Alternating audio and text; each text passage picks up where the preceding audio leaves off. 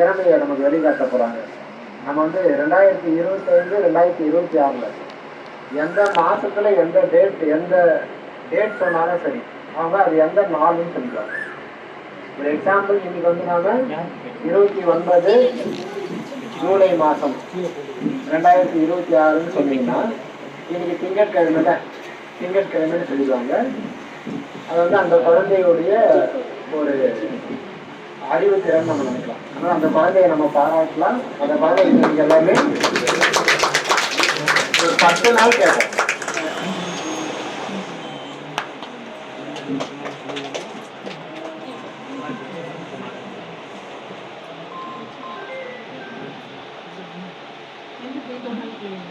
அதாவது 2025ல் 2026ல் நீங்கள் டேட் சொன்னீங்கன்னா அவர் டே சொல்லுவான்.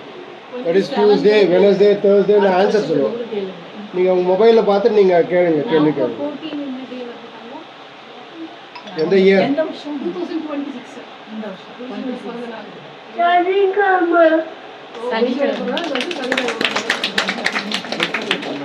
நீங்கள் செக் பண்ணுங்க, கரெக்டாக இருக்கான்னு பாருங்க. 2026 ஆகஸ்ட் 20.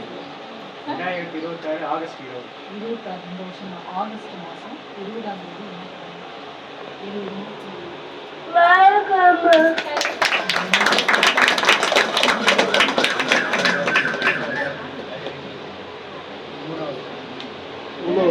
இன்னும் 7 கேள்விகள் இருக்கு. 2026 11ஆம் தேதி ஜூன் மாதம்.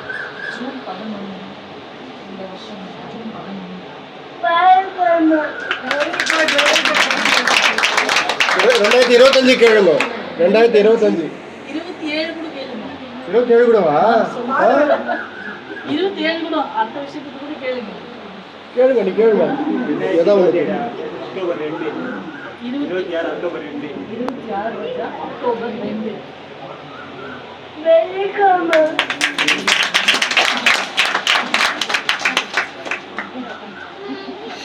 வா, அங்கேயே உட்காரு.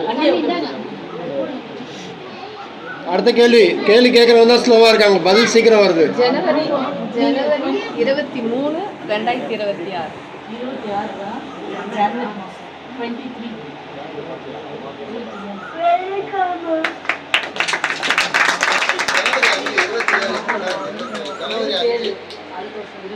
ஜனவரி 5.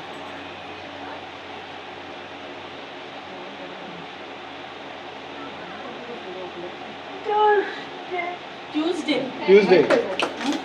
2027 ஒரு கேள்வி கேளுங்க. 2025 ஒரு கேள்வி கேளுங்க. 2027 ஜனவரி 14. ஜனவரி 14 அடுத்த வருஷம் 27 ஜனவரி 14 14.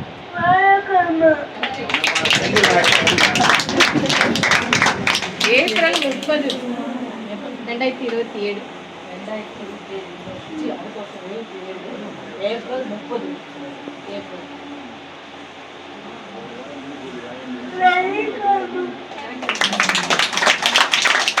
கடைசி ஒரு கேள்வி கேளுங்க யாராவது.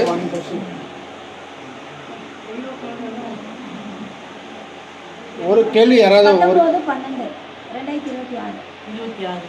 26 வருஷா 19/12. 12ஆம் மாதம் டிசம்பர் 19ஆம் தேதி. 26 தானே சொன்னீங்க? 26 டிசம்பர் மாதம் 19ஆம் தேதி. 19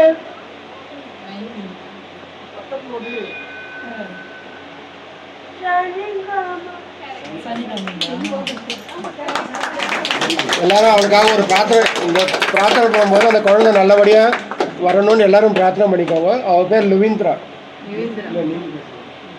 குழந்தை வந்து வாழ்க்கையில நல்லா இருக்கணும், நல்ல நிலைக்கு வரணும்னு பகவானை பிரார்த்தனை பண்ணிப்போம்.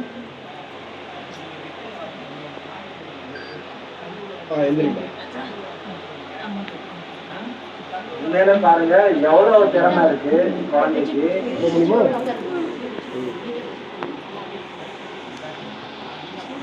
வந்து 5 இருக்கு 10 இருக்குன்னும் போது அவங்க என்ன பண்ணுவாங்கன்னா அவங்க சாய்ஸ்ல வந்து பிறவி எடுக்கும்போது நல்ல மனசோட பிறந்து சாதாரண மனுஷனா இருந்துட்டோம்னா என்னன்னா இந்த மாயை நம்மளை வளைச்சு போட்டோம். நமக்கு தான் தெரியுது மாயை என்னென்ன சேஷ்டை பண்ணுதுன்னு. ஆனா அவங்க என்ன பண்ணுவாங்கன்னா அந்த சித்த புருஷர் மாதிரி அவங்க பிறந்துட்டாங்க. அந்த மாதிரி பிறப்பு தான் இந்த மாதிரி ஸ்பெஷல் சோல்ஸ் எல்லாமே. அவங்க பிறக்கிறதே அந்த ஆண்டுக்கு அந்த ஒரு 5 கவுண்ட் இருக்குல்ல, 5லேருந்து 10 கவுண்ட், அதை இந்த பிறவியில் அனுபவிச்சுக்கோங்க. நமக்கு தெரியும் அவங்க ஏதோ என்ன இவங்க இப்படி கஷ்டப்படுறாங்களே அப்படி, ஆனால் அவங்க அப்படி கஷ்டப்படலை. அவங்க வந்ததே எதுக்காகனா அந்த பெண்ணிங் இருக்கிற கர்மாவை 0 ஆக்கிட்டு பிறவா நிலைக்கு போகிறதுக்காக தான் அவங்க பிறக்கிறாங்க. அதனால் இங்கே இருக்கிற அந்த மாதிரி வர எல்லா குழந்தைங்களுமே பார்த்தீங்கன்னா பயங்கர பிரில்லியண்ட்டாக இருப்பாங்க, எல்லாத்துலேயும் சாதகமாகவும் இருப்பாங்க, எல்லாம் நம்மளோட அவங்க மேம்பட்டவங்க தான். ஆனால் நாம் நினைப்போம் அவங்க நம்மளை மாதிரி இல்லைன்னு. அது நம்மளுடைய ஆசை தான். ஏன்னா நம்மளை மாதிரி கல்யாணம் பண்ணிக்கணும், நம்மளை மாதிரி குழந்தைய பெற்றுக்கணும், நம்மளை மாதிரி டான்ஸ் ஆடணும், இப்படிலாம் நம்ம நினைக்கிறோம். ஆனால் அந்த குழந்தைங்க அதற்காக பிறக்கலாம். அவங்க இந்த வாழ்க்கையை பிறப்பதே எதுக்கானா அந்த பெண்டிங் இருக்கிற அந்த மிச்சம் மீதியை கழிச்சுட்டு அவங்க மோட்சத்தை அடையிறதுக்காக பிறக்கிறாங்க. இல்லை அந்த குழந்தைங்களை நம்ம ஆசீர்வாதம் பண்ணுற அளவுக்கு நாம் ஒன்றுமே கிடையாது. அவங்ககிட்ட தான் நாம் ஆசீர்வாதம் வாங்கணும் இல்லை. அதனால் அந்த குழந்தைங்க தான் மேன்மையான குழந்தைங்க. அதனால் பெற்றோர்களும் மற்றவங்களும் அந்த மாதிரி வருத்தமே பட தேவையில்லை. அது நம்ம வருத்தப்பட வேண்டிய விஷயமே கிடையாது. ஆனால் நமக்கு கொஞ்சம் கஷ்டமாக இருக்கும். நீங்கள் பார்த்தீங்கன்னா மூக்குப்பொடி சாமியார்னு திருவண்ணாமலையில் இருந்தார். அவர் பார்த்தீங்கன்னா டாய்லெட் போனார்னா கழுவே மாட்டார், டாய்லெட் போய்ட்டு அப்படியே போயிட்டே இருப்பார். அதே ஒரு ஹோட்டலில் இருக்கும், அங்கே போய் தூங்கிடுவார். அவர் எதையுமே ட்ரெஸ்ஸை பற்றி சரி பண்ண மாட்டார், ட்ரெஸ்ஸை கேர் பண்ண மாட்டார், போயிட்டே இருப்பார். யாராவது கிட்ட போனாங்க டிஸ்டர்ப் பண்ணாங்கன்னா கொண்டு அடிக்க ஆரம்பிச்சுட்டு. சேஷாதிரி சாமியெல்லாம் அப்படி தான் இருந்தார். இவங்களெல்லாம் பார்த்தா நாம் என்ன நினைப்போம், வேற மாதிரி தான் நினைப்போம். ஆனால் அவங்க அப்படி கிடையாது, அவங்க உன்னத நிலையில் இருக்கிறாங்க. நாம தான் இந்த ட்ரெஸ்ஸை பண்ணணும், இதை மறைக்கணும், அதை மறைக்கணும்னு சொல்லிட்டு நாம தான் உண்மையிலே பைத்தியக்காரர்களாக இருக்கிறோம். அவங்களுடைய மென்டாலிட்டி பொறுத்தவரை நாம தான் நம்மளை என்ன சொல்லிக்கலாம், அரை லூசு, முக்கால் லூசு, கால் லூசு நம்மள சொல்லிக்கலாம். ஆனால் அவங்க முழுமையான சித்த பிரஜனையாக தான் அவங்க இருக்காங்க. அதனால் அந்த குழந்தைங்களை நம்ம வணங்கணுமே தவிர நாம் அவங்கள ஆசீர்வாதிக்கிற அளவுக்கு நமக்கு இன்னும் அந்த நிலையை நம்ம அடையலை. அதனால் இந்த மாதிரி நிறைய பேர் இருக்காங்க. இந்த மாதிரி எல்லாருமே பார்த்தீங்கன்னா அதுவும் பிராமின்ஸில் தான் நிறைய பேர் அந்த மாதிரி இருக்காங்க. எனக்கு தெரிஞ்சு நான் இந்த மாதிரி குழந்தைங்களை நிறைய பிராமண சமுதாயத்தில் பார்த்தேன். நம்ம கிருஷ்ணரே சொல்லியிருக்கு, யோக முறையில் அர்ஜுனன் கேட்குறான், நான் யோகத்தில் ஒரு நல்ல நிலையை அடைஞ்சிட்டு சப்போஸ் நான் இறந்துட்டேன்னா எனக்கு அடுத்த பிறவில இந்த யோகம் தொடருமான்னு கேட்கும்போது அவர் சொல்லுவார், அடுத்த பிறப்புலையும் தொடரும். நீ ஒரு நல்ல குளத்துல, நல்ல பிராமண குளத்துல போய் பிறப்ப, அங்க மிச்சம் இருந்ததை நீ அங்க என்ன பண்ணுவ, முடிச்சுக்கிட்டு நீ மோட்சத்தை அடைஞ்சிருவ அப்படின்னு ஒரு கேரண்டியும் கொடுக்குறாரு. அதனால நமக்கு இந்த மாதிரி குழந்தைங்க எல்லாமே தெய்வ குழந்தைங்க தான் இல்லைங்களா. அதனால அந்த குழந்தைங்களை நினைச்சு நாம வருத்தப்பட வேண்டிய அவசியம் இல்லை. அவங்க அவங்க அவங்க ஆசீர்வாதம் நமக்கு கிடைச்சா போதும். அவங்க மோட்சத்துக்காக பிறக்கிறாங்க. அதுக்கப்புறம் மோட்சத்தை அடைஞ்சிட்டு நம்மளை விட்டு போறாங்க. நம்ம கண்ணுக்கு அவங்க ஏதோ வந்தாங்க போனாங்கன்னு தோணும். எல்லாரும் ஒரு நாள் வரதான் போறோம், போகதான் போறோம் இல்லையா. அந்த மாற்று கருத்து இல்லைங்க. பர்மனெண்டா யாராவது இருக்க போறோமா? அவங்க போறாங்கன்னா அவங்க அந்த மிச்ச மீதியை க்ளோஸ் பண்ணிட்டு, அக்கௌண்ட் க்ளோஸ் பண்ணிட்டு அவங்கள பெற்றெடுத்துக்காக நாம புண்ணியம் பண்ணிக்கணும். அந்த தெய்வ குழந்தைகளை பெற்றெடுக்கிறதுக்கு நாம புண்ணியம் பண்ணிக்கணும். நம்ம கிட்ட அவங்க அந்த சித்த புருஷர்களாக இருந்து அவங்க வாழ்க்கையை முடிச்சுட்டு போகிறாங்க. அதுக்காக நாம தான் பாக்கியசாலிக்கணும். இந்த குழந்தை பாருங்க எவ்வளோ அழகாக எந்த டேட் சொன்னாலும் சொல்கிற அளவுக்கு. இதுக்காக எந்த ட்ரைனிங்லாம் போகல. இதுக்குன்னு ஏதாவது கோச்சிங் சென்டர்ஸ்லாம் இருக்குங்க. அந்த மாதிரி ஏதாவது போயிருக்குமா அப்படிலாம் கிடையாது. இயல்பாகவே அந்த நாலேஜ் அவங்களுக்கு வருது. அதுக்கு ஒரு சாட்சி தான் அவங்க இருக்கிறாங்க. குழந்தைங்களாம் சேர்ந்து சில பஜன்ஸ் ரெடி பண்ணிட்டு வந்திருக்காங்க. நேரம் இன்மையால் அவங்க 3 பஜன்ஸ் அவங்க பாடுவாங்க. பாட்டு பாடினோன்னு அடுத்தது அக்ஷரம் மாறிட்டுள்ள. அதுக்கு முன்னாடி இன்னொரு முக்கியமான ஒரு தகவலையும் நான் சொல்லிடுறேன். நான் இது 3வது பூஜை. நம்ம பகவான் ஸ்ரீ ரமண மகரிஷி ஞான திருச்சபை அப்படின்ற ஒரு இது நம்ம சொசைட்டியே ஒரு ட்ரஸ்ட்டை ஏதோ ஒன்று அந்த சபையை தான் நம்ம என்ன பண்ணோம், இது தொடர்ந்து நடத்தலாம்னு முடிவு பண்ணி பண்ணிட்டு இருக்கோம். இந்த சபையில் என்னன்னா இதை யாராவது ஒருத்தர் முழுமையா ஈடுபாடோட எடுத்து பண்ணாதான் சக்சஸ் பண்ண முடியும். எதுக்குமே ஒரு ஷிப்புன்னு அதுக்கு ஒரு கேப்டன் வேணும். இப்போ நெக்ஸ்ட் நம்ம என்ன பண்ண போறோம்னா அடுத்தது ரமணாசிரமத்தில் போயிட்டு அவங்க வெப்சைட்ல நம்ம போடுறோம்னு சொல்லியிருக்காங்க. அவங்க பேசிட்டு வந்தோம், ரமணாசிரமத்தில் போய் இந்த மாதிரி நாங்கள் வரோம் அப்படின்னு சொல்லிட்டு வந்தோம். நம்ம அவங்க கிட்ட போய் சொல்லும்போது வந்து நாங்கள் எல்லாம் பண்ணுறோம்னு சொல்றதுக்கு ஒருத்தரை முன்ன நிறுத்தி அறிமுகப்படுத்தினாதான் நமக்கு நல்லா இருக்கும். நாங்கள் எல்லாம் சேர்ந்து பண்ணுறோம் அப்படின்னா அது நல்லா இருக்காது. பொறுப்பாக ஒருத்தரை தொடர்பு கொள்றதுக்கு ஒரு ஆள் இருக்கணும், ஒரு ஷிப்னா ஒரு கேப்டன் இருக்கணும். அந்த வகையில் நம்மளை வந்து ஏற்கனவே முன் வந்து செய்கிறேன்னு சொன்னவங்க வந்து வாசு ஐயா, சதீஷ் ஐயா, ஆனந்தி, அப்புறம் வந்து நம்ம ராஜகோபால் ஐயா வந்து 4 பேருமே சபைக்கு வந்து நாங்கள் நடத்துகிறோம்னு சொல்லியிருந்தாங்க. இன்னைக்கு வந்து நான் 4 பேருக்கே யார் வந்து முன்னாடி இருந்து நடத்துறீங்கன்னு கேட்டிருந்தேன். நம்ம சதீஷ் ஐயா வந்து நான் நடத்துறதையும் சொல்லிட்டாரு. ரொம்ப பொருத்தமான நபர் கூட. பகவான் ரமண மகரிஷி ஞான இப்போ சமாதம் மாற்றணும். ஞான திருச்சபைன்றது வந்து மாற்று மதத்தினர் தான் அதிகமாக வச்சுப்பாங்க திருச்சபை அப்படின்றது. நமக்கு அதுதானா நம்ம சமாஜம்னு இருக்கோம். ஏன்னா நம்ம வந்து பார்த்தீங்கன்னா பிரம்ம ஞான சபை அது எல்லாமே பார்த்தீங்கன்னா சமாஜம் தான். தியாகசபிகள் சொசைட்டி, அதே மாதிரி வந்து பிரம்ம சமாஜம், ஆரிய சமாஜம், சித்த சமாஜம்னு நிறைய இருக்கு. அதனால பகவான் ஸ்ரீ ரமண மகரிஷியுடைய ஞான சமாஜத்துக்கு வந்து இந்த 3வது பூஜையில் வந்து நான் தலைவரை அறிமுகப்படுத்துறேன். நம்ம தலைவராக இருந்து முன்னேறி நடத்த போறாங்க. சதீஷையாக்கு நிறைய சர்க்கிள் இருக்கு சென்னையில். நம்ம பகவானை வந்து நம்ம நோக்கம் என்னன்னா இது ஒரு பொறுப்பு தான் இருக்கு, இது ஒரு பதவி கிடையாது. இதை எடுத்துக்கிட்டு நம்ம நோக்கம் என்னன்னா பகவானை வந்து சென்னை முழுக்க கொண்டு போய் சேர்க்கணும். எல்லா பட்டி தொட்டியும் நம்ம போய் பகவானை வந்து தெரிஞ்சு எல்லாம் எங்களுக்கு தெரியும், பகவான் ரமணர் எங்களுக்கு தெரியும் அப்படின்னு சொல்ற அளவுக்கு நம்ம பண்ணணும். அதுக்கு வந்து சதீஷ் ஐயா முன்னின்று பண்ணுவார். அவருக்கு நம்ம எல்லாருமே துணையாக இருந்து இந்த சமாஜத்தை கொண்டு போகிறதுக்கு உதவுவோம். இது 3வது பூஜை வந்து நம்ம ஆனந்தி எடுத்து பண்ணுறாரு.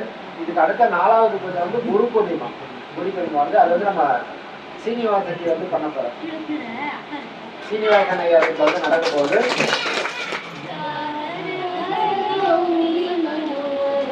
शंभो शंकर शांब शिवा, शंभो शंकर शांब शिवा, शंभो शंकर रमण शिवा, शंभो शंकर रमण शिवा, प्रणवाकार प्रणव पवित्र, प्रणवाकार प्रणव पवित्र, अरुण विहार रमणीश्वर, अरुण विहार रमणीश्वर, जय जगदीश्वर जय परमेश्वर, जय जगदीश्वर जय परमेश्वर, हृदय निवासा रमणीश्वर, हृदय निवासा रमणेश्वर, गंगाधर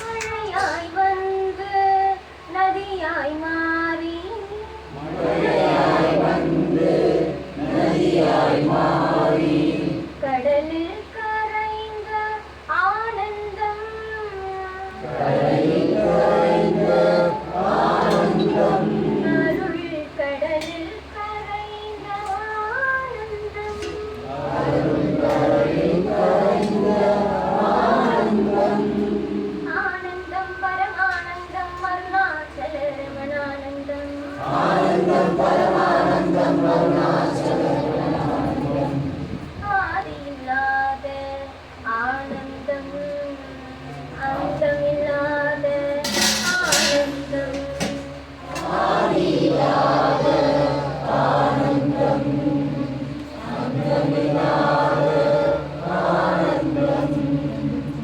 சொந்தமில்லாத பந்தமில்லாத, சொந்தமில்லாத பந்தமில்லாத, நானே இல்லாத ஆனந்தம், நானே இல்லாத ஆனந்தம், நானே இல்லாத ஆனந்தம், கண்ணை பார்த்தாள் கதையை கேட்டான், கண்ணை பார்த்தால் கதையை கேட்டார், சும்மா இருந்தாலே ஆனந்தம், சும்மா இருந்தாலே ஆனந்தம், சும்மா இருந்தாலே ஆனந்தம், சும்மா இருந்தாலே ஆனந்தம், ஆனந்தம் பரமானந்தம் அருணாச்சல ஆனந்தம் பரமானந்தம் அருணாச்சல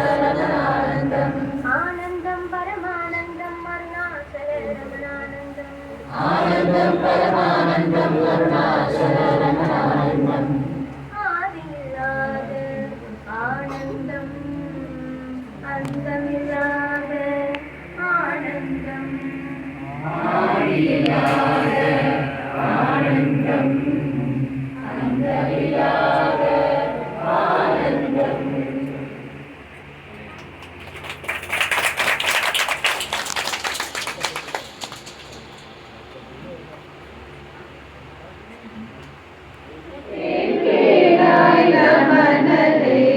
மனதில் சலனமில்லாமல் மனதில் சலனமில்லாமல் மதியில் இருளே தோன்றாமல் மதியில் இருளே தோன்றாமல் மனதில் சலனமில்லாமல் மனதில் சலனமில்லாமல் மதியில் இருளே தோன்றாமல் மதியில் இருளே தோன்றாமல் நினைக்கும் பொழுது நின் மௌன நினைக்கும் பொழுது நின் மௌன நிலை வந்திட நீ செயல் வேண்டும் நிலை வந்திட நீ செய்ய வேண்டும். செழிக்கும் கலைகள் குறையாது செழிக்கும் கலைகள் குறையாது இவையும் தரணி கடவாயே இவையும் தரணி கடவாயே எனக்கு வேண்டும் பாரங்களை எனக்கு வேண்டும் வரங்களை இசைப்பேன் கேளாய் ரமணனே இசைப்பேன் கேளாய் ரமணனே இசைப்பேன் கேளாய் ரமணனே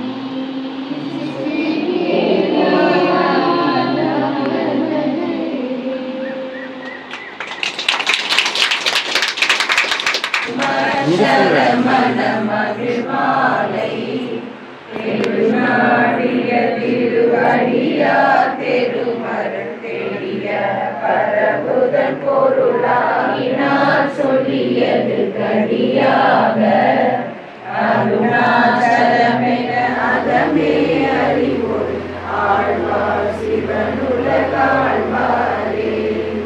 அருணாச்சலவன் கேட்க அக்ஷரமணமாலை சாக்க கருணாகர கணபதியே கருணாவில்லாவாயே அருணாச்சல சிவ அருணாச்சல சிவ அருணாச்சல சிவ அருணாச்சலா ஆறுகாயனை ஆண்டனை அகற்றிடு அகிலம் பழித்திடும் அருணாச்சலா இப்படி தப்புனை ஏன் நினைப்பித்தாய் இனி யார் விடுவார் அருணாச்சலா விடும் அன்னையில் பெரிதருள் புரிவோம் இதுவோ உனதருள் அருணாச்சலா உனையே மாற்றி ஓடாது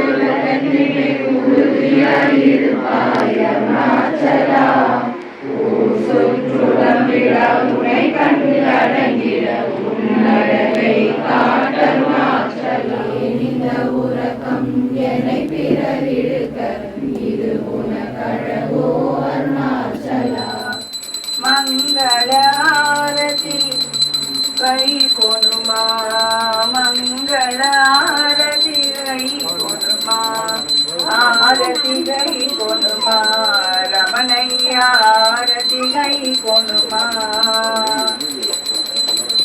ஆரதி கை கொணுமா ரமணையா ஆரதி கை கொணுமா मंगलारती मीके मंगलारती मीके आरती गई कोनुमा रमणैया आरती गई कोनुमा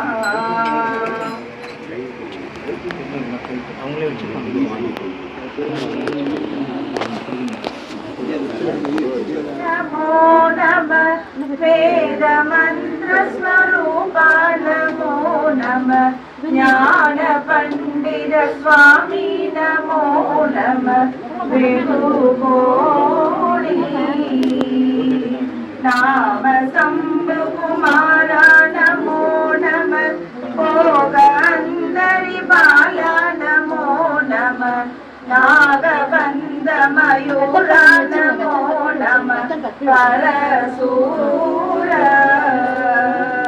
சேததண்ட வினோதா நமோ நம கீழகிஞ்சிரி பாலா நமோ நம வீர சம்பிரம வீரா நமோ நம ஸ்ரீராஜா தீபமங்கள ஜோதி நமோ நம சூயம்பல லீலா நமோ நம தேவகுந்தரி பாலா நமோ நம அருள் தாராய் ஈதலும் பல கோலால பூஜையும் ஓதலம் குண ஆச்சார நீதியும் ஈரமும் திருப்பி பாத சேவையும் மரபாத கேதலம் புகழ் காவேரியார் வினை சோழ மன்ன